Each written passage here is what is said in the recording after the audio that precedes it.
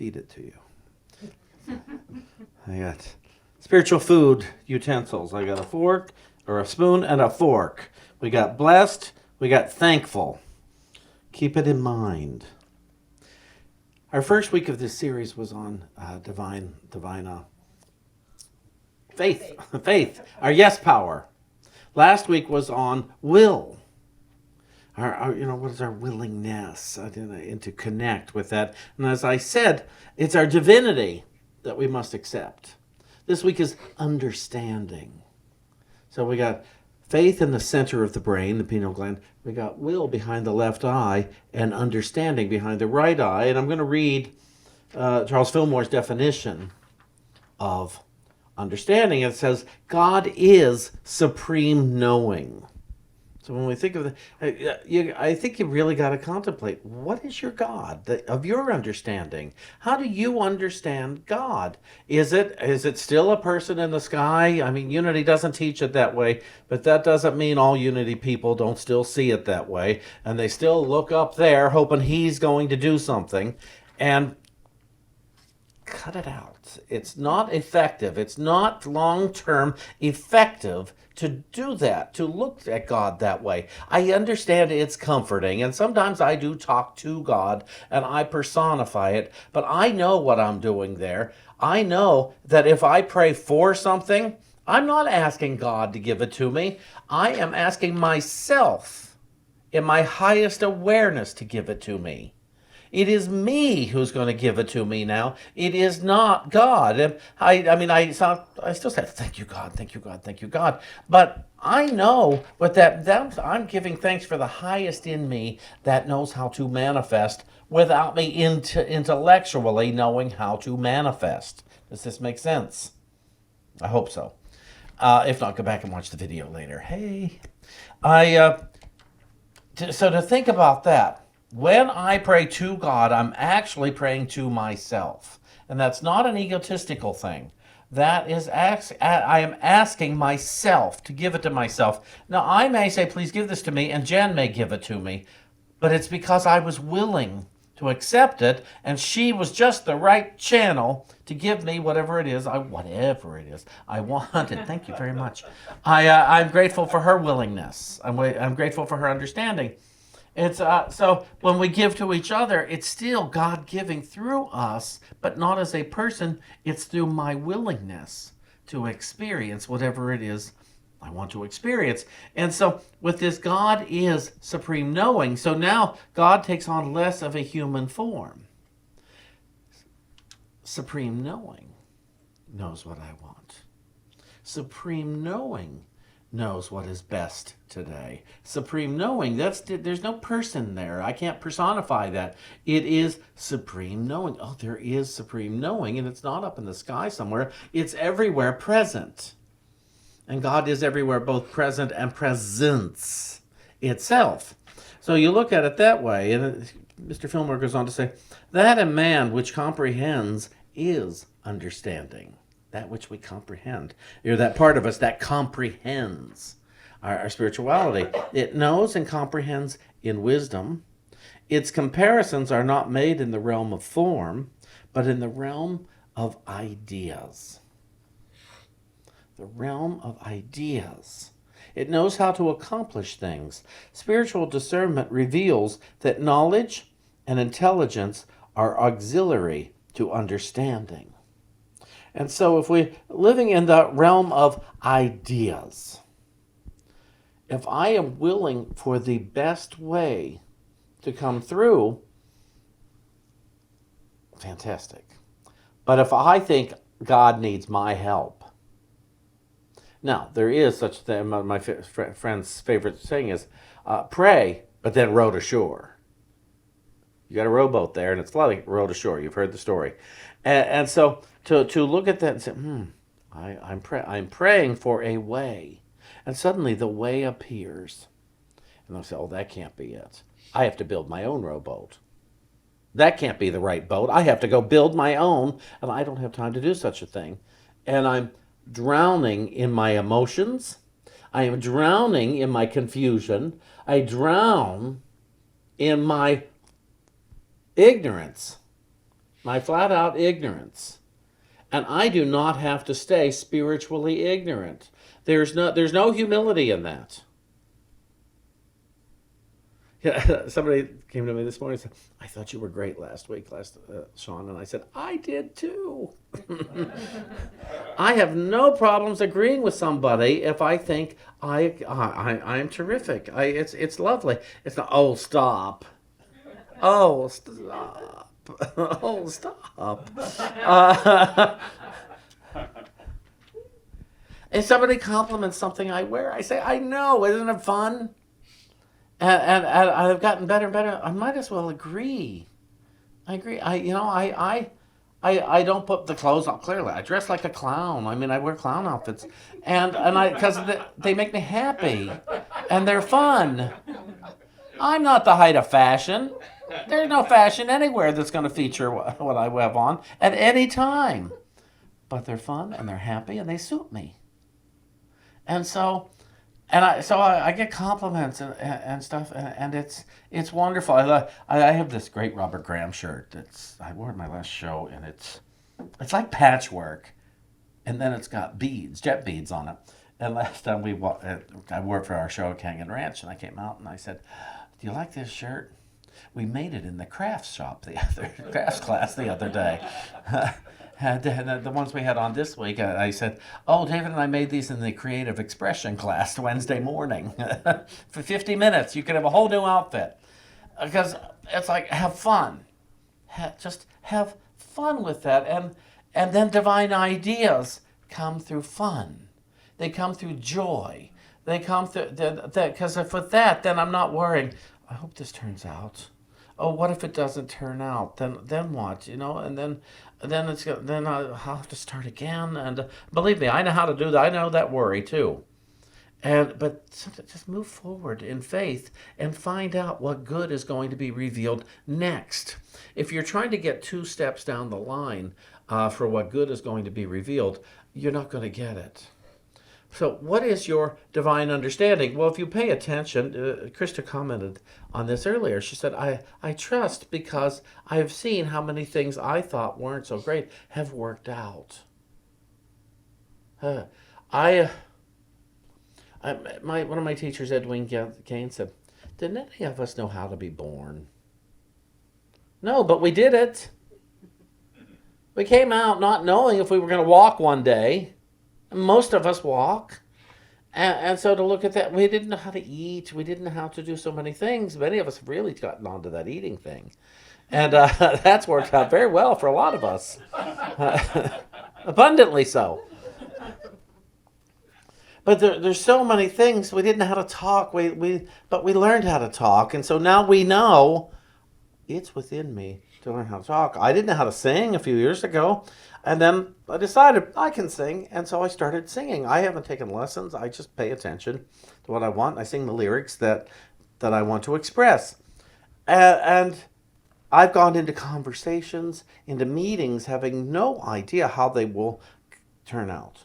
I don't know what the result will be. Anybody have meetings with anybody in your life? You don't know how it will turn out. Anybody ever gone to buy a car? And there must be a deal here somewhere, but you don't know how. And it's always good to ask. Always good to ask when you go in. David has a friend who likes to go to Las Vegas. She walks up to the counter. She says, I'm here. What can you give me? And she said, and then they give me stuff. And it might be plastic beads. It might be. Most hotels not anymore. I'll ask for an upgrade. Because sometimes they give me them. Las Vegas is a great place to get an upgrade for free. It's really impressive the things you can get by asking. But see, I have a divine understanding that within God, I can ask for whatever I want. They can say no, but I'm not wrong for having asked. As a little boy, I was treated as if I was wrong for asking. And there was no logic to that. And so I had to learn how to ask or who to ask in order to find the right channels in my life. And so through this divine understanding, remember, I've said yes to things through my faith. I've said yes to a great life through my divine power of faith. And then my will, the executive power within me says, there's a way to do this. It is, I like to use the example, the executive wants to go to a specific restaurant. Wants to take their team out to the restaurant. It is understanding that knows who to call in the restaurant to get the reservations. Knows exactly the right person. This exclusive restaurant, nobody can get into it. But divine understanding knows how to get in, knows how to call. And we have that within us. We have an executive faculty that knows what we want. Now we have to place our faith in the understanding that knows how to get it. Now, sometimes we have to explore, what is it? Why do I want this? What do I think it will give me? Sometimes it's because most times, I want to know what it's going to feel like. I want, like Will Elliott and his mother, they wanted to know what it was going to feel like to jump out of an airplane and land safely. That was their goal, and they did. But they knew it could go a different route. They could go further south than they had planned, and so to look at that and say, oh, but I want to know what it's going to feel like, and so it was worth it to them to jump, to find out what it would feel like to do that, and they didn't need any more reason than that. It didn't make them more of anything. It may have exposed more of who they already are, but it didn't make him more Will. Will's wonderful, but he was still Will when he got back down on the ground. And so to look at that, when we just went to Italy, we wanted to know what spending 2 weeks in a house in Italy would feel like. And so we did it. There are certain things that felt lovely, other things that felt inconvenient, other things. So you live and you learn. But some days it's like, what would it feel like if I took a whole day off and stayed at home? Because there's many of us who that's terrifying. That's just horrifying. And so you develop understanding through the experience too. Oh yeah, I want to get this part of the film where said. There are two ways of getting understanding. One is by following the guidance of spirit that dwells within. And the other is to go blindly ahead and learn by hard experience. Anybody? Anybody that they had to learn through hard experience. They were taught, find the God of your understanding that loves you. No, I have other plans. It's like somebody says, have a great day. Well, thank you, but I have other plans.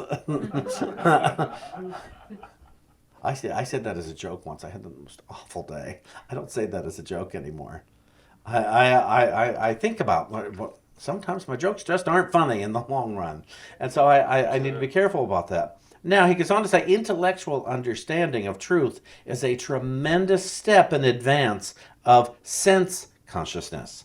And its possession brings a temptation to use for selfish ends, the wisdom and power thereby revealed.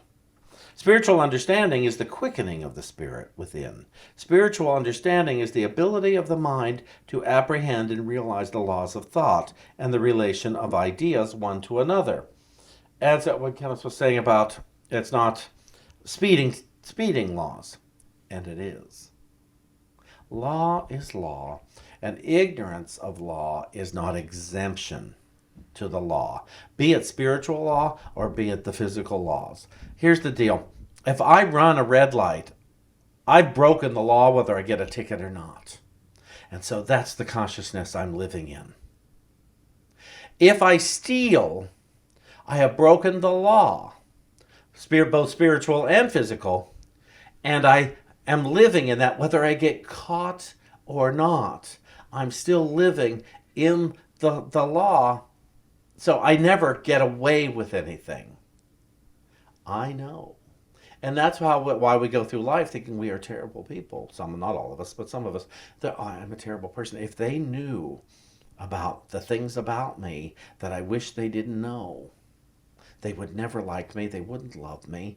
And a lot of people go into 12-step recovery thinking they would hate me here if they knew what I've done. And the fact is, usually in 12-step recovery, they've all done the same things I've done in different degrees and in different realms.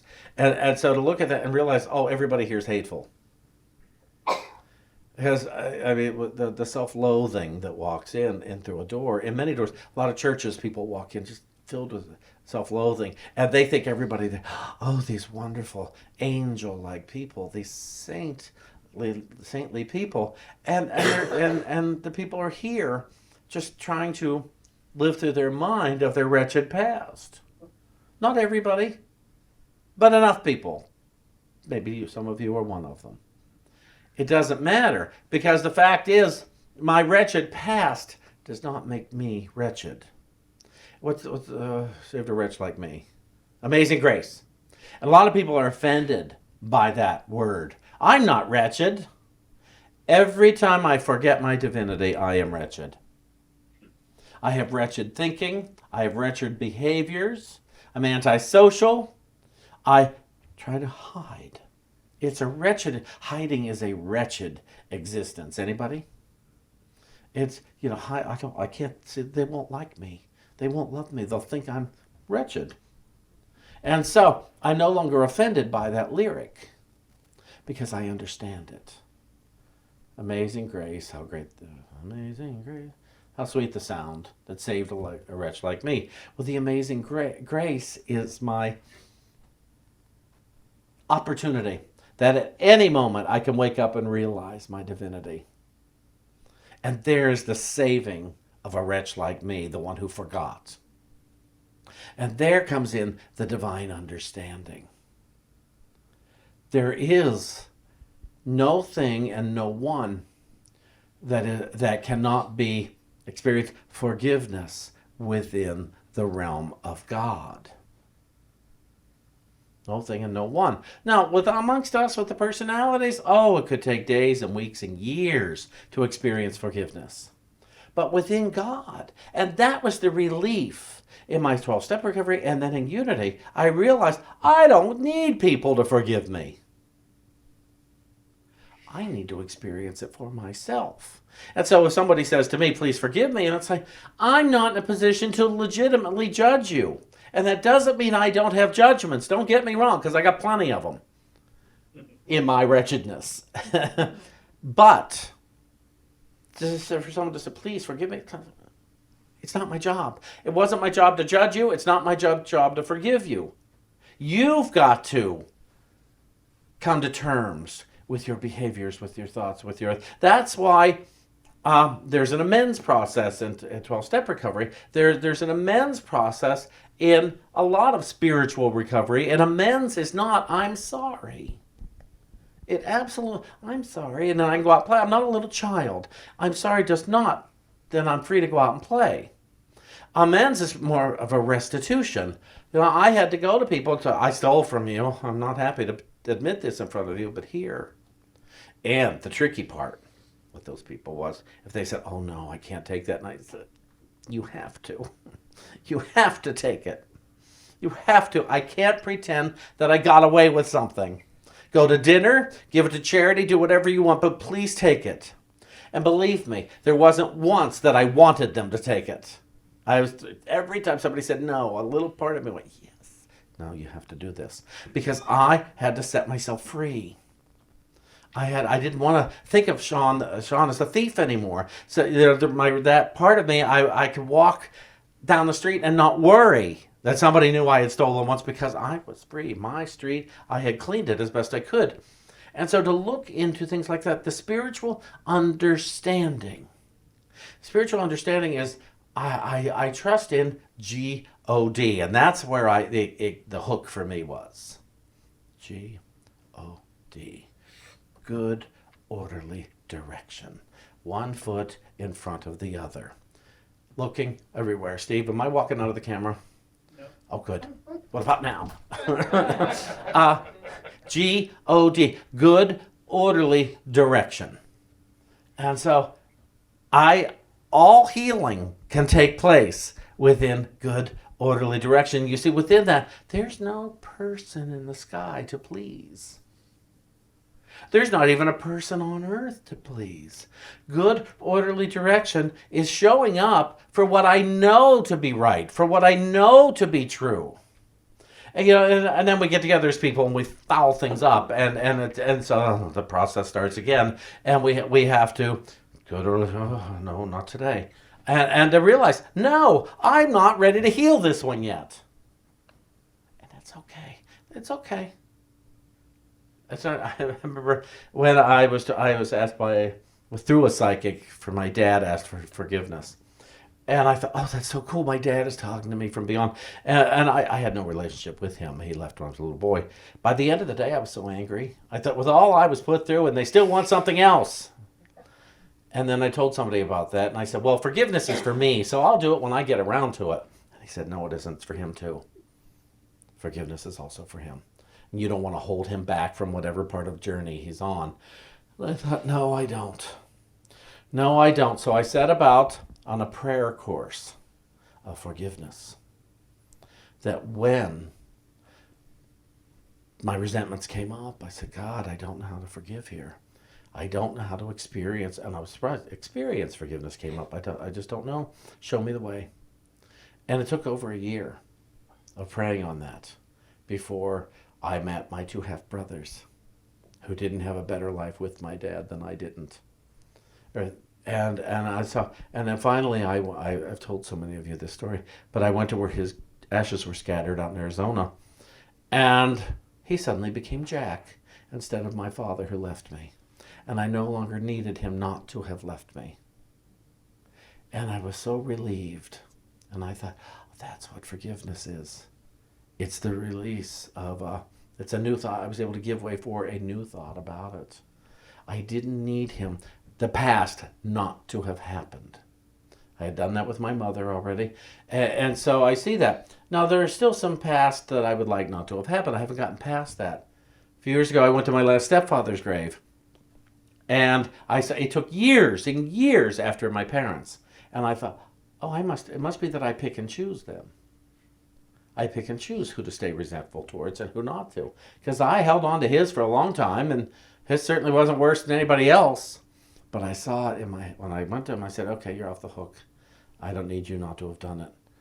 And I could see clearly it's like, oh, I've chosen this resentment. I've chosen to hold on to it. And so any resentments I still have, I'm choosing to hold on to it. Please don't lecture me after church. You could let this go now. I thought, if I could, I would.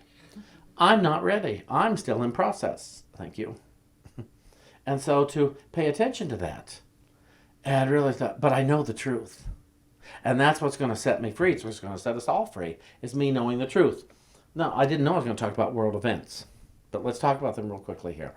All this stuff going on in the world, and there's so many, over here and over here and over here and over here. I don't know how many of you watched the videos I made when we were in Italy. I think it was at Lucca. I was sitting on a wall. Well, the whole city's surrounded by a wall. And I thought, let there be peace on earth, and let it begin with me. And Charles Fillmore used to say, let there be peace in earth, and let it begin with me. And because earth being the body, the disturbance in here. And I thought, so how could I be responsible for bringing about peace on earth or in earth? Me personally. And I thought, well, I would have to alter my conversations a lot. I would have to interrupt my thoughts a lot. If I turn on the news, I've got to I've got to turn it on with an open mind to see what the prayer request is that's coming through the TV or the radio. So what is that prayer request? Is usually for love, of course. So we got the Ukraine situation over here, and even the Russian situation, and then we got the Israel and the Hamas and the Palestine situation, and then we got all the anti-Semitism and all the racism that's going on right in our backyards. It's like, my goodness, who's left to hate? Who is left to hate? This group hates the blacks. This group hates the Jews. This group hates the gays. This group hates the Palestinians. This group hates them. And then there's another group that hates all of them. They feel so powerful that they can afford to hate every single one of those groups. So it tells me within the white privilege, they hate themselves. Because you can't hate somebody else without hating yourself a bit. And my wiping out all of the people I hate will not make me hate myself less. And so, we here above the Ford dealership are going to have to start loving ourselves more. And when we have a thought of those people, we're going to have to pray to say, how am I one with these people? Not with what I don't like about them, but with what they are in spirit. How can I show me God, whatever God, good orderly direction. Show me divine understanding. Show me divine will, divine love. Show me how we're the same instead of how we are different. The only way I can think of for us all to heal within our mind, within our body, within our world, is to see how we are the same rather than how we are different. Then maybe all those guns that people are holding on to, I'm going to throw them away because they won't feel so endangered. And they won't feel so unempowered that they need a rifle, what do they call it, assault rifles? They won't need them. They won't need their pistols. And other people won't need their drugs to protect themselves. And other people, they won't need their big stupid mouths to attack.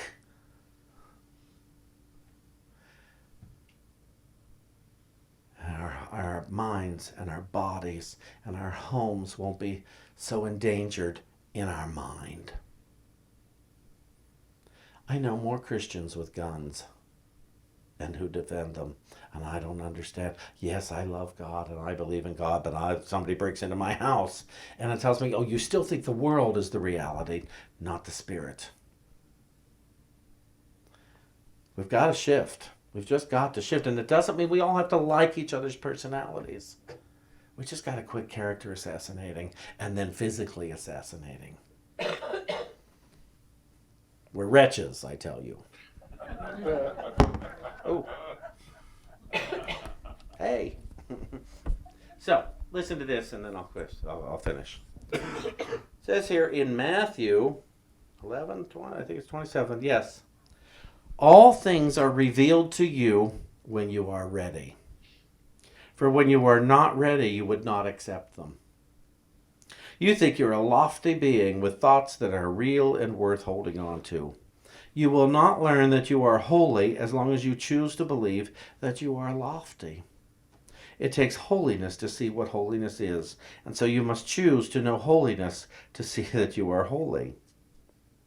You carry your own burdens now. I did not ask you to pick them up. That's the Spirit saying, I did not ask you to pick them up. And I do not insist upon you carrying them. I am the one who asks you to put them down. There is nothing of value within the burdens that you carry. Truly, they are not worth their weight, for your burdens keep you from knowing you are free. And so they keep you from knowing yourself. For how can a free person know his self if he does not know he is free? Listen to me. Lay your burdens down. You will find no treasure there. Welcome God into your mind. Welcome good, orderly direction into your thoughts, your words, and your actions. I promise you there's good stuff there for any time you forget. You guys are great practitioners in so many ways. We're all forgetters. So let's ask ourselves to remember and let peace begin with us.